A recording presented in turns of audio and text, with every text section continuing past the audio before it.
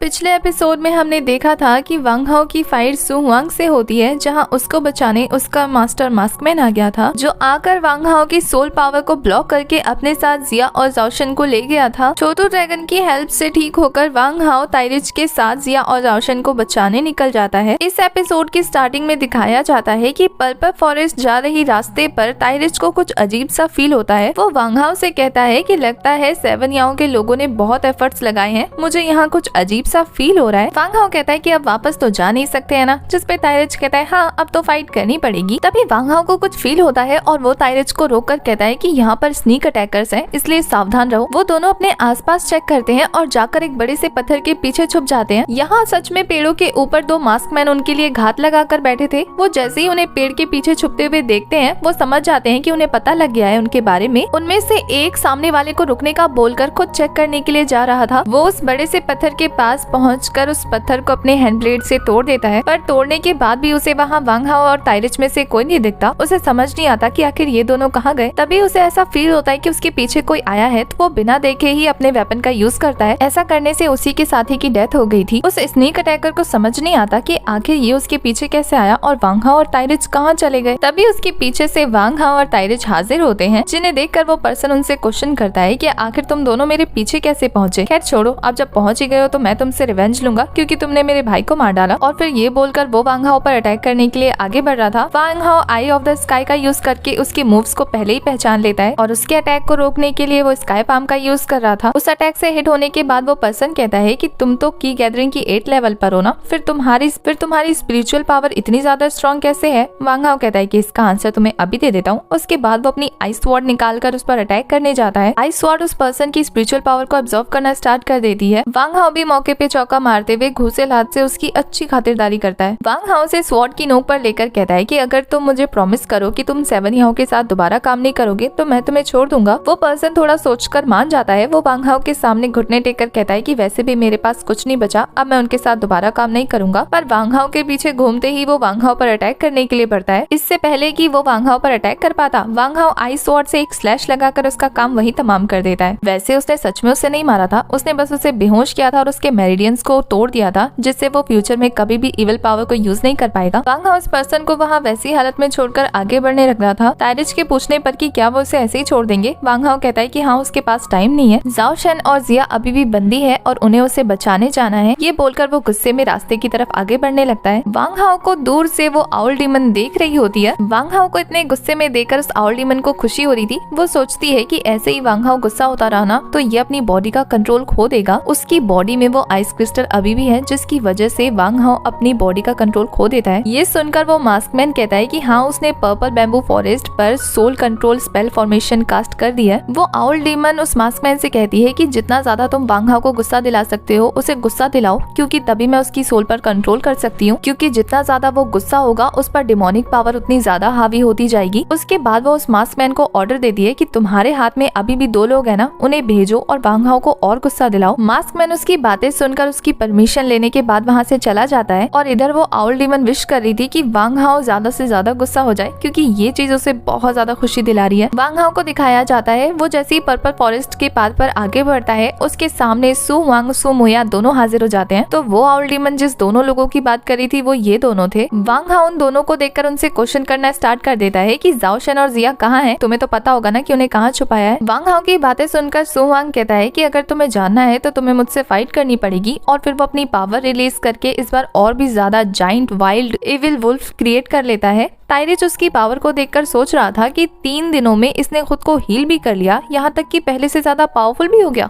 आखिर कौन सा ऐसा पर्सन है इसके पीछे जो इसको पावर दे रहा है। इधर उस इविल वॉल्फ ने वांग हाओ पर अटैक कर दिया था। वांग हाओ भी अपनी आइस स्वॉर्ड के स्लैश से उसे डिस्ट्रॉय कर देता है। सू मुया भी अपनी फुल स्पीड का यूज करके वांग हाओ पर अटैक करने जाती है। वांग हाओ को थोड़ी मशक्कत होती है, लेकिन वो उसके अटैक को भी ब्लॉक कर लेता है। लेकिन जब सू मुया अपनी स्पिरिचुअल पावर को रिलीज करती है, वांग हाओ ये देखकर कि सू मुया ने लेवल अप कर लिया है, बहुत ज्यादा ज्यादा हैरान होता है कि सू मोया ने इतनी जल्दी अपने लेवल को इंक्रीज कर लिया। उसके बाद वो दोनों भाई बहन एक साथ वांग हाओ पर अटैक करते हैं। वांग हाओ बड़ी मुश्किल से उनके अटैक को डॉज करता है और फिर वो एयर में जंप करके अपनी आइस स्वॉर्ड की हेल्प से सू हुआंग पर अटैक करने के लिए जाता है, लेकिन एक धमाके के साथ वो दोनों दूर हट जाते हैं। वांग हाओ समझ जाता है कि ये लोग अपनी फुल स्ट्रेंथ का यूज नहीं कर रहे हैं, ये बस वांग हाओ का टाइम वेस्ट करने की कोशिश कर रहे हैं। दूसरी तरफ उस आउल डीमन को दिखाया जाता है। वो समझ जाती है कि वांग हाओ पर इतनी फोर्स का यूज नहीं हो रहा, तो वो और ज्यादा इविल फोर्स उस फॉर्मेशन में क्रिएट करने लगती है। तायरिज को नजर आ जाता है कि वांग हाओ किसी फॉर्मेशन में फंस गया है। इधर वांग हाओ जैसे अटैक करने जाता है, वो आउल डीमन की स्पिरिट उसके पास आकर उसे मैनिपुलेट करने लगती है कि तुम्हें और ज्यादा गुस्सा दिलाना है, तुम्हें अपने दोस्त के बारे में सोचना है जो मेरे पास बंदी है। इधर सू हुआंग भी वांग हाओ को भड़काने लगता है कि तुम्हें पपेट के बारे में पता है, तुम्हारा दोस्त जाओ शन अब एक पपेट बनने वाला है। उसके बाद वो अपनी पावर रिलीज करके वांग हाओ पर गोस्ट स्पिरिट का अटैक करता है। वांग हाओ उसके अटैक को ब्लॉक करने के लिए आइस स्वॉर्ड की पावर रिलीज करके अटैक करता है, लेकिन तभी वो आउल डीमन आकर उसे विजन दिखाने लगती है उसके दोस्तों का। उस विजन में वो बता रही थी कि देखो जाओ शन और जिया कितना ज्यादा सफर कर रहे हैं, ये दोनों एक ऐसे पपेट बन गए हैं जो मुझे बहुत ज्यादा पसंद है। वांग हाओ उस विजन को देखता जरूर है, लेकिन उसे खुद पर हावी नहीं होने देता, क्योंकि उसकी सीड ऑफ लाइफ की पावर रिलीज होकर उस विजन को उसके दिमाग से बाहर निकाल देती है और वो पहले से और ज्यादा पावरफुल हो जाता है। ये देखकर जैसे ही सू मोया वांग हाओ पर अटैक करने जाती है, वांग हाओ आइस स्वॉर्ड की हेल्प से उसे दूर झटक देता है। सू मोया को यकीन नहीं आता, उसे लग रहा था कि वांग हाओ के माइंड पर कंट्रोल हो चुका है, तो वो समझ नहीं पाती कि अभी भी इतना ज्यादा स्ट्रॉन्ग कैसे है। सू हुआंग जब अपनी बहन की ऐसी बातें सुनता है तो वो कहता है कि ये कितना भी ज्यादा पावरफुल क्यों ना हो, जैसे ही मास्टर इसे कंट्रोल कर लेगी ये उसका गुलाम बन जाएगा। उसके बाद वो अपने डेडली स्वॉर्ड का यूज करके वांग हाओ पर अटैक करता है। वांग हाओ ने तो आइस स्वॉर्ड के एक स्लैश से ही उसके वेपन को डिस्ट्रॉय कर दिया था। उसके बाद वो टेलीपोर्ट होकर सू हुआंग के पास आता है, उसे वेपन से हिट करता है, जिसकी वजह से उसकी स्पिरिचुअल पावर ऑब्जर्व होनी स्टार्ट हो जाती है। वो उस आइस स्वॉर्ड की वजह से बुरी तरीके से घायल हो गया था। सू मोया अपने भाई को ऐसे देखकर उसके पास जाती है। इधर वांग हाओ तो सू हुआंग को किल करने के लिए आगे बढ़ रहा था। सू मोया उससे रिक्वेस्ट करती है कि वो उन्हें छोड़ दे, क्योंकि वो दोनों तो बस अपने मास्टर के ऑर्डर को फॉलो कर रहे थे, उनकी कोई गलती नहीं है। इधर वो डीमन आउल वांग हाओ को भड़का रही थी कि इनसे रिवेंज लो, इन्हें खत्म कर दो, इन्होंने तुम्हें बहुत परेशान किया है। वांग हाओ ऑलमोस्ट उस डीमन के कंट्रोल में आ ही गया था। इससे पहले कि वो अटैक कर पाता, तायरिज उसे अपने इल्यूजन में ट्रैप कर लेता है। इस इल्यूजन की जगह वांग हाओ को सू मोया की जगह जिया और सू हुआंग की जगह जाओ शन नजर आने लगते हैं। इधर वो आउल डीमन लगातार वांग हाओ को मैनिपुलेट कर रही थी कि ये सभी विजन है, उसे बस बाहर निकलना है और इन दोनों को खत्म कर देना है। देखकर तो ऐसा लग रहा था कि वांग हाओ पूरी तरीके से उसके कंट्रोल में आ गया है। तायरिज का भी इल्यूजन उसके सामने नहीं टिक पाया और इसी के साथ हमारा ये वाला एपिसोड हो जाता है खत्म।